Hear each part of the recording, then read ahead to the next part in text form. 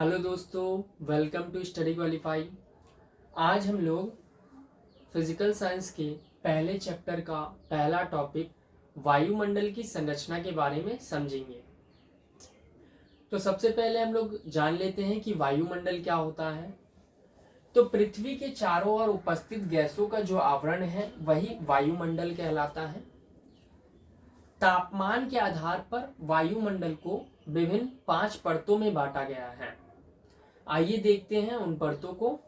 तो जो पहला परत है उसको ट्रोपोस्फेयर या हिंदी में क्षोभ मंडल कहा जाता है। दूसरा जो परत होता है उसको स्ट्रेटोस्फेयर या हिंदी में इसको समताप मंडल कहा जाता है।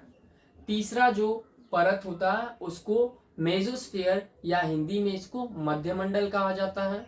और जो चौथा परत होता है उसको थर्मोस्फेयर या हिंदी में इसको आयन मंडल कहा जाता है। और जो लास्ट वाला परत होता है पांचवा, एक्सोस्फेयर कहा जाता है और हिंदी में इसको ब्रह्मंडल कहा जाता है। ठीक है, तो वायुमंडल के 5 परत होते हैं: क्षोभ मंडल, समताप मंडल, मध्य मंडल, आयन मंडल और ब्रह्मंडल। तो आज हम लोग क्षोभ मंडल के बारे में डिटेल में समझने वाले हैं, क्योंकि इससे आपके एग्जाम में क्वेश्चन पूछा जाता है। तो चलिए समझते हैं क्षोभ मंडल के बारे में। तो सबसे पहले हमें यहां देखकर क्या समझ में आ रहा है कि जो क्षोभ मंडल है वो वायुमंडल का सबसे पहला परत है और पृथ्वी की सतह के निकटतम। ठीक है, जो क्षोभ मंडल है वो पृथ्वी की सतह के निकटतम है और वायुमंडल का पहला परत है। तो ये हमें समझ में आया। तो पहला पॉइंट ये है क्षोभ मंडल के बारे में। दूसरा पॉइंट जो है वो हमें ये देख के समझ में आ रहा है कि इस क्षोभ मंडल का जो दबाव होता है वो ज्यादा होता है। क्यों? क्योंकि ये सबसे निचला परत है, इसीलिए इस पर दबाव जो होता है वो ज्यादा होता है। ऐसा क्यों? इसको एक एग्जांपल से समझिए कि 5 दोस्त हैं और वो पांचों दोस्त एक के ऊपर एक, एक के ऊपर एक, एक के ऊपर एक करके बैठे हुए हैं। तो सबसे ज्यादा दबाव किस पे होगा? जो सबसे नीचे होगा उस पे दबाव जो होगा सबसे ज्यादा होगा। ठीक उसी प्रकार यहाँ पर ये सबसे निचला परत है, तो इस पर जो दबाव होगा वो सबसे ज्यादा होने वाला है। ठीक है, अगला पॉइंट समझते हैं हम लोग। तो इस मंडल को घन मंडल भी कहा जाता है, क्योंकि इस परत का घनत्व जो होता है वो ज्यादा होता है। क्योंकि पूरे वायुमंडल का 75% जो वायु होता है ना, लगभग वो यहीं पर होता है। तो इसीलिए इस परत का घनत्व ज्यादा होता है और इस परत को घनमंडल भी कहा जाता है इसी वजह से। तो तीसरा पॉइंट हमें ये समझ में आया कि इस परत का जो घनत्व होता है वो ज्यादा होता है। चौथा पॉइंट जो है इसके बारे में वो है इसमें मौसम संबंधित घटनाएं होती है, जैसे कि वर्षा, आंधी तूफान, बिजली कड़कना। तो ये सारी जितनी भी प्राकृतिक घटनाएं हैं वो इसी परत में होती हैं। तो चौथा पॉइंट ये है। और पांचवा पॉइंट जो है इसके विस्तार से हम लोग समझ सकते हैं। तो इसका जो विस्तार है वो है पृथ्वी के भूमध्य रेखा में लगभग इसका विस्तार जो होता है वो 18 किलोमीटर तक होता है। और पृथ्वी के पोल से इसका विस्तार जो होता है, ध्रुव से इसका विस्तार जो होता है वो लगभग 8 किलोमीटर होता है। तो औसत इसका विस्तार अगर पूछा जाए तो लगभग 12 किलोमीटर इसका औसत विस्तार होता है। इस परत में अगर हम पृथ्वी की सतह से इस परत में ऊंचाई में जाएंगे ना तो तापमान कम होता है। ऐसा क्यों होता है ये भी आपके एग्जाम में पूछा जाता है। तो आइए यहीं पे हम लोग समझ लेते हैं कि ऐसा क्यों होता है कि अगर हम पृथ्वी की सतह से इस परत में ऊंचाई पर जाएंगे तो तापमान घटने लगता है। सूर्य से क्या आ रही है? रेडिएशंस आ रही है, सोलर रेडिएशंस आ रही है। तो इसके कारण क्या हो रहा है? वायुमंडल जो है वो गर्म हो जा रहा है और जो पृथ्वी का सतह है वो भी गर्म हो जा रहा है। लेकिन वायुमंडल की तुलना में जो पृथ्वी का सतह होता है वो ज्यादा गर्म होता है।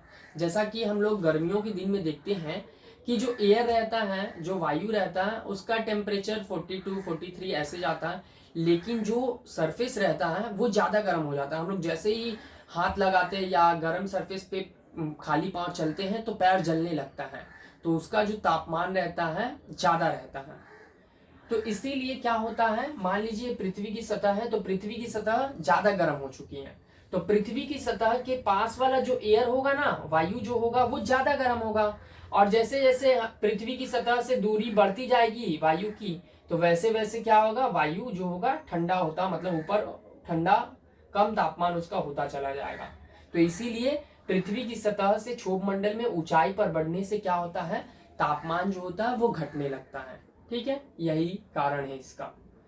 तो क्षोभ मंडल के बारे में यही सारी जानकारियां हैं। आइए देखते हैं कि आपके एग्जाम में क्षोभ मंडल से किस किस प्रकार के क्वेश्चन पूछे गए हैं।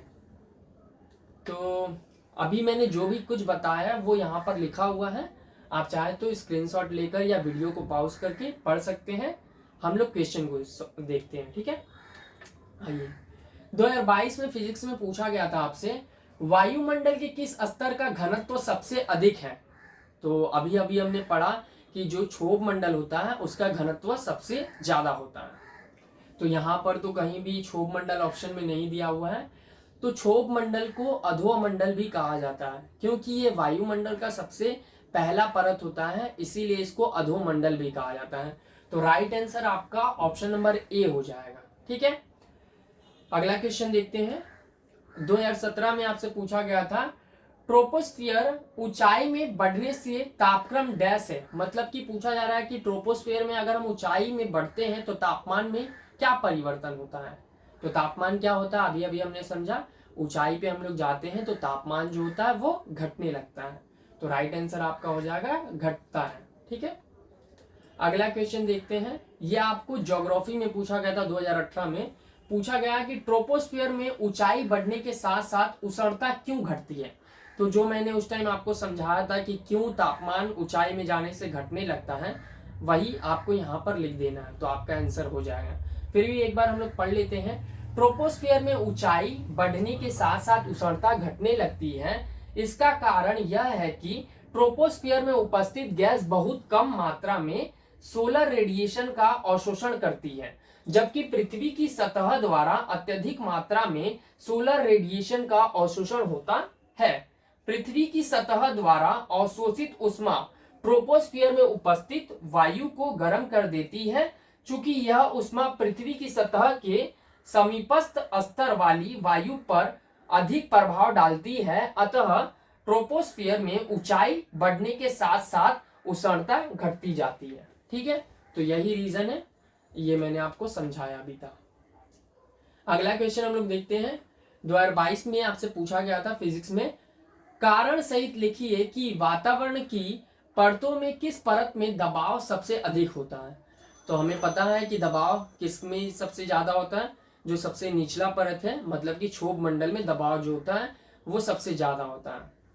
तो इसको हम लोग अलग अलग तरीके से लिख सकते हैं। तो सबसे पहला तरीका क्या है कि ये सबसे निचला परत होता है, इसीलिए इसमें दबाव ज्यादा होता है, क्योंकि ये वायुमंडल का उच्चतम स्तर अपने ऊपर रखता है। तो पहला तरीका तो ये हो गया लिखने का।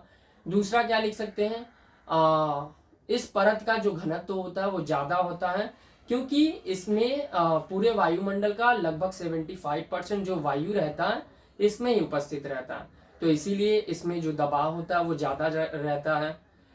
तीसरा जो तरीका है लिखने का, इसको हम लोग ऐसे लिख सकते हैं कि जो अधोमंडल है या क्षोभ मंडल है उसमें उसका दबाव ज्यादा होता है। इसका कारण यह है कि इसमें जितनी भी भारी गैसेस होती है यहीं पर होती है, जैसे कि कार्बन डाइऑक्साइड हो गया, ऑक्सीजन हो गया, नाइट्रोजन हो गया, तो ये सारी गैसेस जो होती है वो यहीं पर रहती है, तो इसी कारण यहाँ का जो दबाव होता है वो ज्यादा रहता है। तो ये सारे तरीके हैं लिखने के।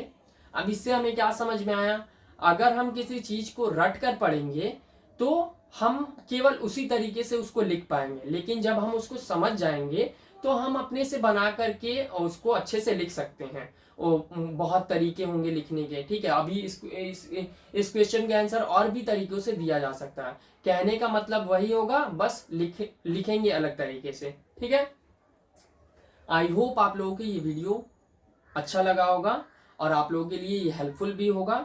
अगर आपको लगता है कि ये वीडियो आप लोगों के लिए हेल्पफुल है तो वीडियो को लाइक कीजिए और शेयर कीजिए अपने दोस्तों के साथ, जिससे कि उनकी भी कुछ हेल्प हो जाए। और चैनल को सब्सक्राइब कर लीजिए ऐसे ही इम्पॉर्टेंट वीडियो पाने के लिए।